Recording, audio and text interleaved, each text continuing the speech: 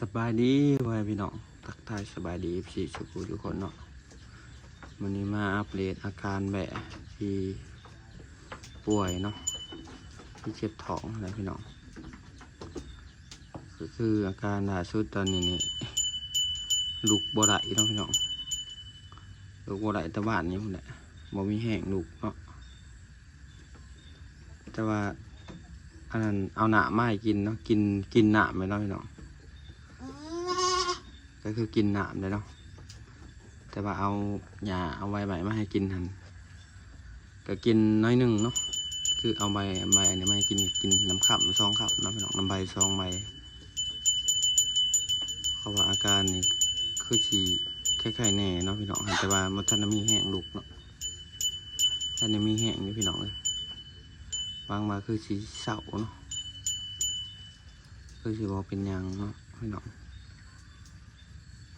หรือว่าฉีดซักยามีแห้งมันอีกว่าเนาะบอกยาบำรุงอย่างนั้นเนาะอีกจะเข็ม1เพราะว่าเมืองนี้คือสีเมื่อยบ่มีแห้งพี่น้องเลยบ่มีแห้งหดลูกสัมแต่อีตน เป็นแต่อีตนพี่น้องเลยนี่พี่สมนี่ก็บ่ลงจากเกาะสัมลงไปข้าวเดียวแล้วก็ขึ้นมาเนาะ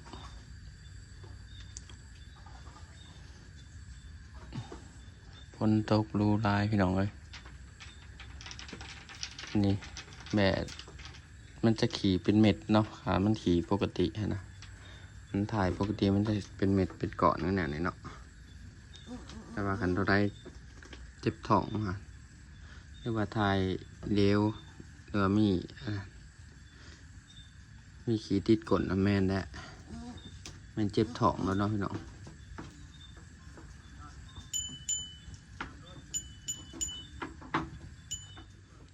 ห้องแอ่อยู่เลยพี่น้องอยากลุกเนาะ แต่ว่าบ่มีแห้งลุกเป็นบ่มีแห้งลุกเพิ่น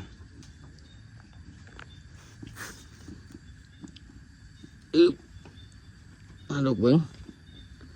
ลองลุกเบิ้ง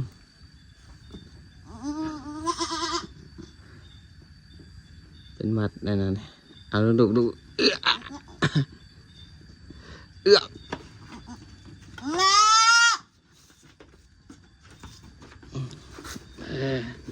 แน่มีแห้งลุกสับ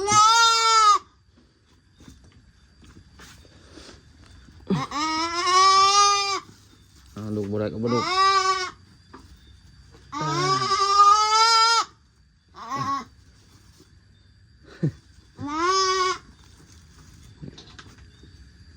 นอนสับขาเนี่ยคือสิบ่มีท้องก็ยังตึงเด้ออยู่พี่น้องเลยท้องแล้วว่าเราจะไปซื้อยานะยาถาดน้ำข้าวมาหามันก่อนพี่น้องมันกอกใส่ปากมันท้องปุกเลยท้องตึงอยู่ปกติแบบถ้าแบบมันปกติมันมากินเอียงมันจะท้องแบบนะพี่น้องอันนี้ตึงเลยอิ่มเลยคืออิ่มเลยนี่ทั้งที่บริกินเอียง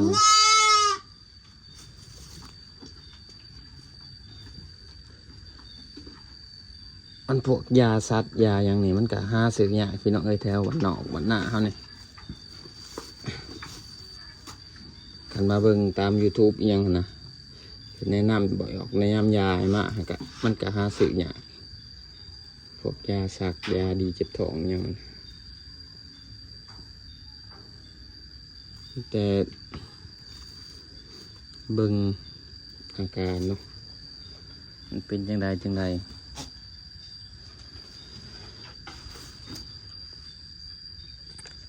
คือซุ่มปกตินี่มัน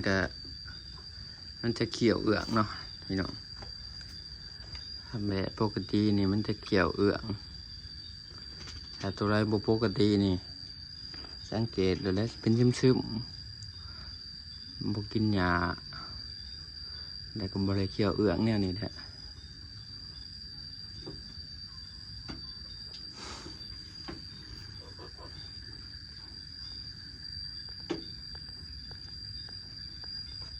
วันนี้สิเอายามาฉีดอีกเนาะพี่น้องยาเป็นยาบำรุงเนาะพี่น้องยาบำรุงยาไม่แห้งเนาะเพราะว่าเพิ่นบ่ได้กินอาหารคือสี2 มื้อนี่แหละเนาะเลยฉีดยาบำรุงอีกเพิ่มอีกเนาะพี่น้องมื้อนี้ฉีดยาไม่แห้งให้อีกก่อนอันนี้ขาบหญ้าเนาะพี่น้องขาบหญ้านี่พี่น้องประสบการณ์การเลี้ยงสัตว์เนาะต้องเฮ็ดเองว่าซะพี่น้องเนาะถึงสิบ่เป็นแบบบ่เป็นแพทย์เป็นหมอก็ต้องศึกษาเองเนาะพี่น้องเพราะว่าบ่นอนก็เคยเลี้ยงงัวเนาะแบบเลี้ยงงัวนะมันนะพี่น้องเพราะว่ายาแบะกับยางัวมันก็อันเดียวกันเนาะพี่น้องซักอันเดียวกันเหมือนกันว่าไปจ้างพวกแบบสัตว์แต่ว่าแพทย์เข้ามาหักษาหันกับเบิดเงินรายเติบเลยพี่น้องเราต้องแบบซื้อยามาเองเนาะซื้อยามาเองแล้วก็มาซักเองขนาดพี่น้องเนาะจะซักเข่ากล้ามเนื้อเนาะพี่น้องเอาวันใดดิวันนี้มาลูกเป็นมัดน้ำในนั้นนี่เอาโปรตีนสัม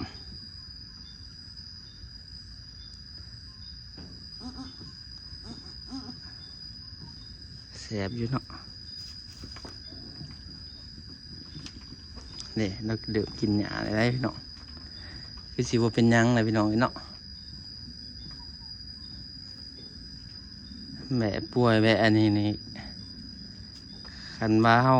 มีประสบการณ์แล้วก็คือสีเลี้ยงง่ายเนาะพี่น้องยาก็ต้องมีไว้ในคอกนะมีไว้ในเฮือนมียาขาพยาธิที่มีจัดติดใบนี่เนาะตาบาเลี้ยงงัวเลี้ยงแบะยาขาพยาธิแต่ก็ยาบำรุงเนาะตั้งรักกับ2 อันนี่แหละ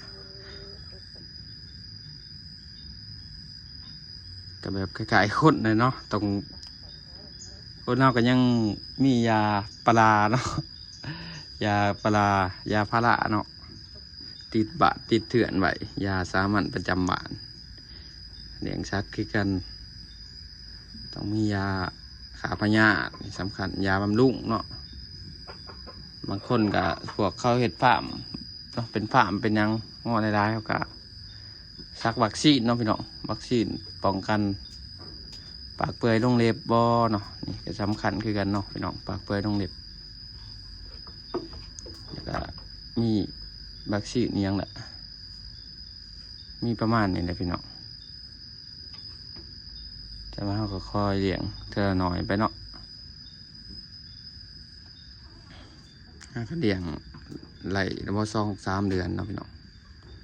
ประมาณ2-3 เดือนนี่เนาะก็คือตายตัวหนึ่งเนาะตัวนั้นก็ม้าครบเนาะพี่น้องคันม้าครบนี่รักษาบ่ได้เนาะพี่น้องคือว่าแหละม้ามันมีพิษเนาะคันมาเจ็บท้องเจ็บยังหรือว่าเป็นไข้เป็นยังเนี่ยพอปัวไหลอยู่เนาะพี่น้องขันมากัดเนี่ยโอ้อย่างเรียบร้อยเลยแหละบ่อยากเรือมากัดงูครบไม่งอดตอดนี่พวกมีพิษนี่บ่อยากรอดหากเห็นแหละเอ้ยหลังจากที่มืดคึมมาลายมือโต๊ะกูมือว่าโอ้ไก่มันก็นอนอาบแดดลงดิก็มีแดดงูเอาไปตายเลย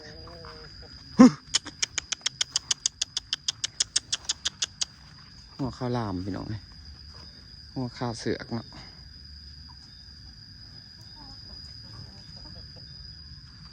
ก็เห็นแดดนะบดสั่ง แดดแป๊บเดียวอังว่าอาการคือสีดีขึ้นเนาะพี่น้อง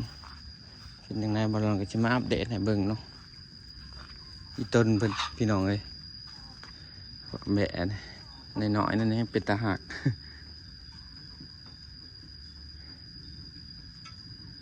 ดมันเลยท้อนเพราะอะไรขอกแหงขอกยังเนาะเพราะอะไรกวดขี่มันนี่แหละคันว่าห้าเอาแปะมาปูลายกับขี่มันมาจากตกพี่น้องขี่มาจากตกเนาะอันนี้ปูโบราณแผ่นมาที่แดกหันเนาะเราบอกเคยขึ้นขอกแนวนี้แล้วเบิ่งตกห้อง ตกหลอกนั่นนี่เนาะพี่น้องขาบาดเป็นไรโตเอาแปะมาใส่นี่จังแค่นี้แปะนี้ขอดีก็คือมันได้นอนง่ายมันแบบอันนั้นง่ายเนาะแต่ว่าขอเชียร์ก็คือขี่มันบ่อยากอันนี้ขี่มันบ่อยากตกลงข้างล่างเนาะ ก่อนเกลือครับท่านเบิร์ดอยู่